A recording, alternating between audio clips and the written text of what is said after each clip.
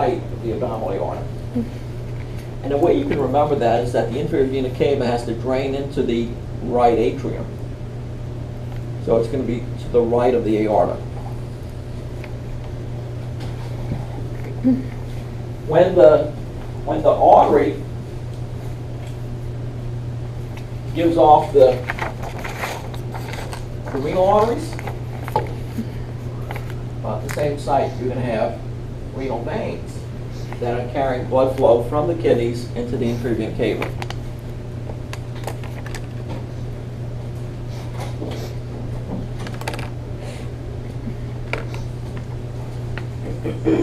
Now, the inferior vena cava does not carry blood flow into the liver. That's a different circulation. So the inferior vena cava is going to travel up the posterior aspect of the liver, okay, to reach, and then as it passes through the diaphragm, then it drains into the right atrium. Okay. So, but distally, there's a corresponding femoral vein or superficial femoral vein or deep femoral vein for every artery. In other words, there's a match up there. There's a correspondence. What's different, again, is that within the venous system, we have a superficial set of vessels. Let me show you this right here. If we look at the lower extremities, there's a superficial vein, it's called the small saphenous vein, that runs just deep to the skin along the posterior aspect of the leg. Now, in the popliteal fossa, it dives deep and drains into the popliteal vein. So the small saphenous vein is a superficial vein for which there is no corresponding artery. By the same token, okay, this is the largest vessel in the body. This great saphenous vein runs along the medial aspect of the entire lower extremity before diving deep and plugging into the common femoral vein. Where does saphenous come from? The word saphenous, I don't know. I don't know. Now, along the route of these superficial veins, there are what are called communicating veins. This. And communicating veins serve to direct blood flow from superficial to the deep system. So, as blood is traveling proximally along these superficial veins, it's getting also routed deeper into the deep venous system through communicating veins. Okay? And blood always travels from superficial to deep, never in the opposite direction. The veins possess valves, and this is different from the arterial system. Okay? And valves direct blood flow in only one direction. So as blood is moving proximally, it can be directed deep, but it can't be directed in the other direction from deep to superficial. So the two major superficial veins in the lower extremities for which there's no corresponding artery is the small saphenous and the great saphenous.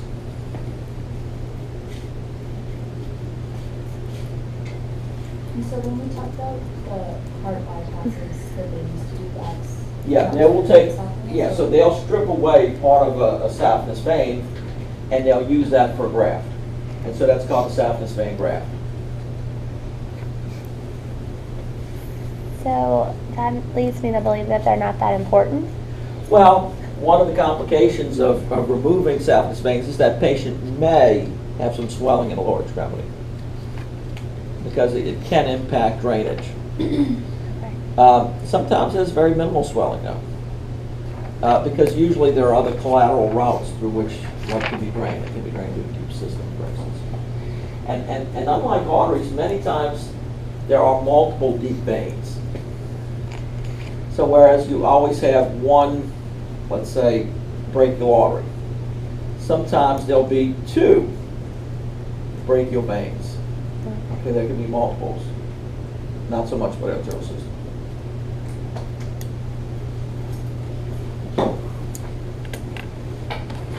All right.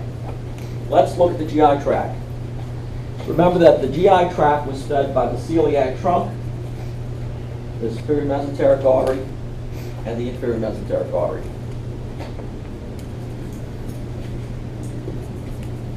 The rectum and the left side of the colon, it's going to be drained by the inferior mesenteric vein. Whereas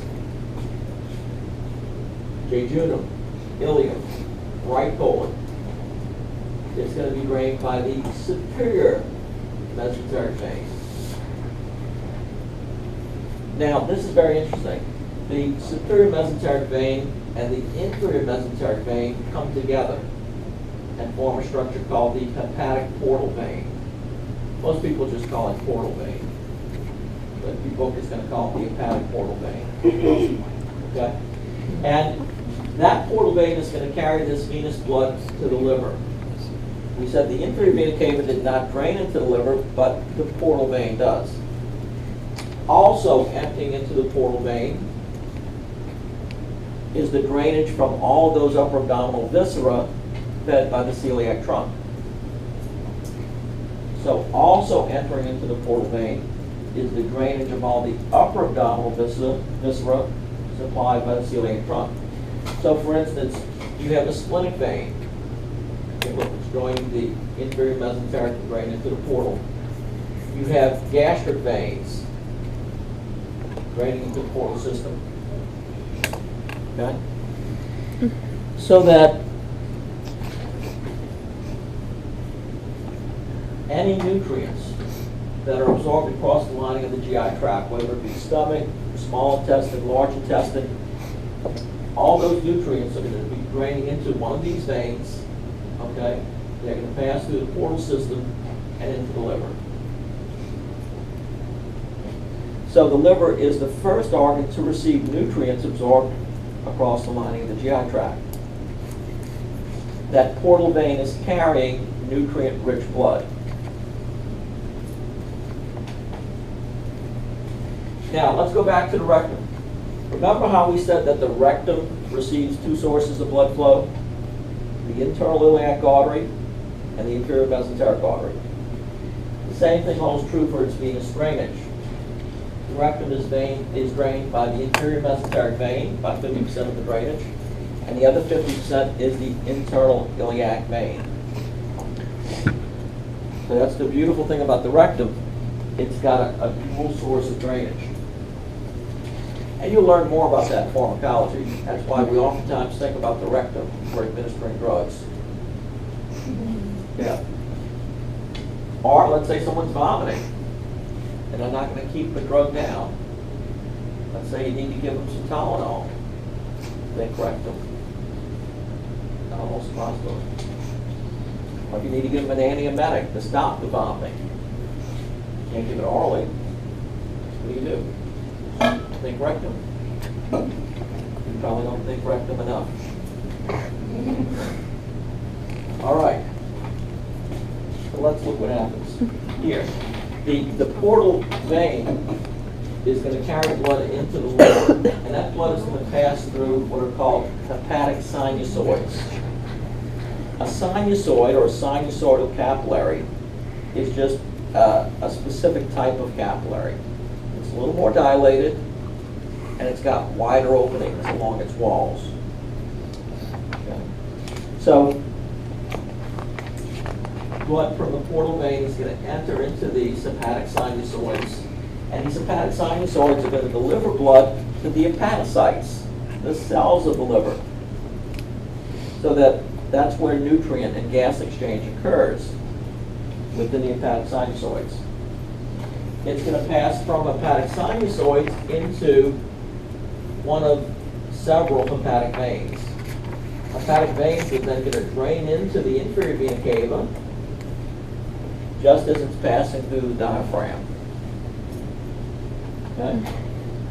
So again, blood from the portal system is going to pass into the liver through hepatic sinusoids, okay, where nutrients are going to be released to the hepatocytes, and then that blood is going to drain into hepatic veins, which then drain into the inferior vena cava.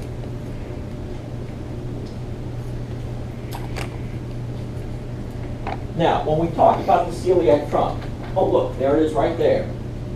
We said one of the branches was a common hepatic artery. The common hepatic artery is going to give off multiple branches, and then it's going to travel to the liver where it's simply known as the hepatic artery. The hepatic artery is going to enter into the liver right next to the portal vein. Okay? So that tells us that the liver has a dual source of blood flow. The hepatic artery, which is carrying oxygenated blood, and the portal vein, which is carrying nutrient-rich blood. So the blood flow from the hepatic artery and portal vein is going to mix within these hepatic sinusoids. Everybody's good? So whereas the kids drain directly into the inferior vena cava, venous drainage from the GI tract instead is going to enter into the portal system. Okay? Now, does that blood eventually reach the inferior vena cava? Yes, but it first passes through the liver. You know that there are some drugs that undergo what we call extensive first pass hepatic metabolism. In other words, if you give the drug orally, it's going to be absorbed, let's say, in the small intestine or some other part of the intestine, and it's going to be carried by the portal system to the liver, where the drug's going to be metabolized before it reaches the systemic circulation. Some of those drugs, because they undergo such extensive first-pass hepatic metabolism, can't be given orally. You have to give them by some other route to avoid the liver. Does that make sense? Because they're going to be inactivated before they reach the systemic circulation.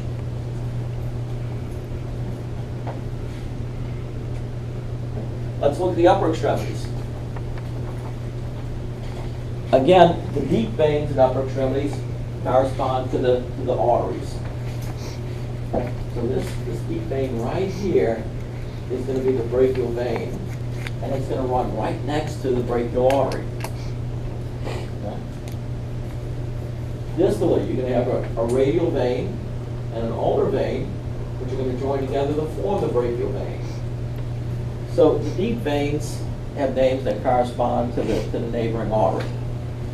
But we have a set of superficial veins for which there is no corresponding artery.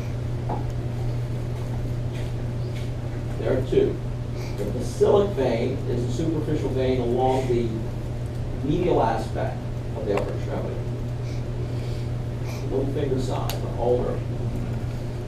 And then lateral to it is going to be the cephalic vein. Now, this is funny. Have y'all ever heard of BC tablets for headaches? Mm-hmm. BC? That's the way, for some reason, that mnemonic has always worked for me. I think, and it go from inside out, BC. Basilic cephalic. It may not work for you. But for some reason, a long time ago, when I first learned this, I thought of BC powder. Okay? Now, notice that there's a superficial vein that connects the two here. It's called the median cubital vein. It runs along the antecubital fossa. This median cubital vein is oftentimes the vein that they use to perform venipuncture. Okay. As with the lower extremities, it's not depicted here, but there are communicating veins, okay, that carry superficial blood into the deep system, all along the upper extremity. Let's look at what happens to the blood that's flowing through the basilic vein. Proximally, it dives deep and it drains into the brachial vein. When it does so, they form the axillary vein right here. So the basilic drains into the brachial. Together they form the axillary. Again, basilic drains into the brachial. Together they form the axillary. And then the cephalic vein then drains into the axillary just before it dives deep to the clavicle and becomes the subclavian vein. So again, cephalic drains into the axillary, just proximal to its diving below the clavicle and becoming the subclavian.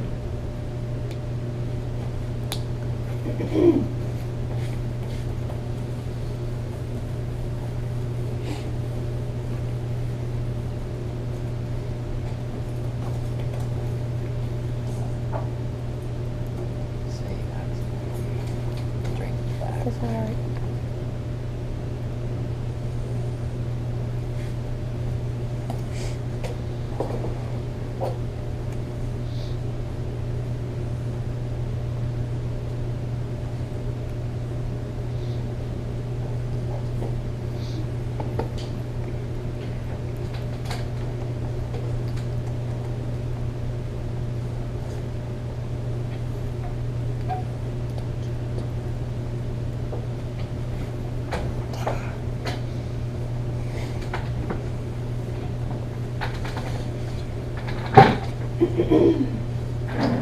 All right.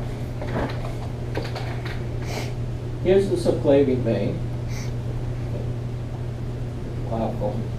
So the subclavian vein is right here. Okay.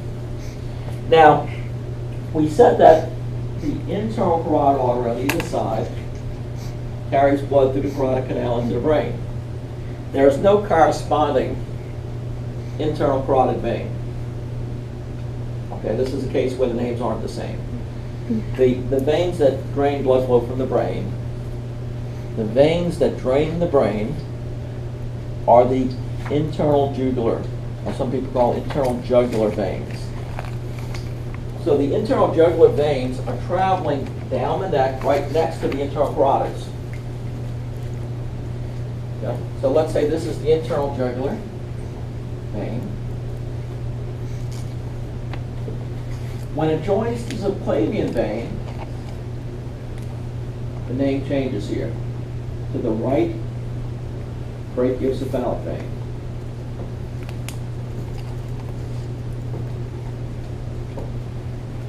Same thing happens on the left. The left internal jugular vein, when it joins the subclavian, okay, together they form this one here, which is the left brachiocephalic vein.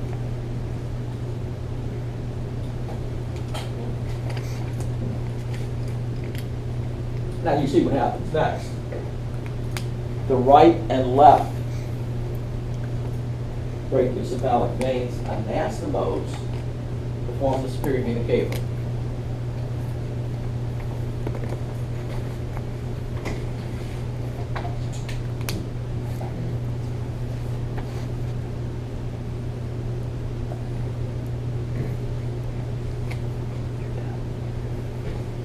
Drawing a picture here.